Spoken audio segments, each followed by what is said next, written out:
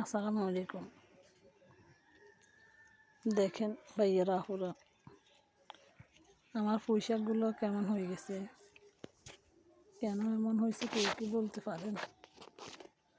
আসলে আমি জানি না কেন এমন হয়েছে, আমি আগে কখনো দেখি নাই কেন এমন হয়েছে, কী কারণে এমন হইল। এই দুইটা গাছের ভিতরে এমন হয়েছে।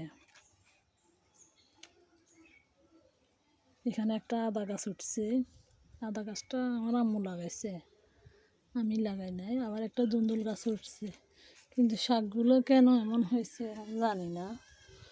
আমি গুছিয়ে কথা বলতে পারি না, তাই ভয়েসও করি না, তেমন ভিডিও দিই না।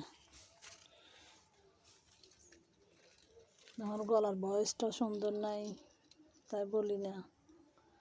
দেখেন কেন এমন হয়েছে, এগুলো কি খাওয়া যাবে তাও জানি না।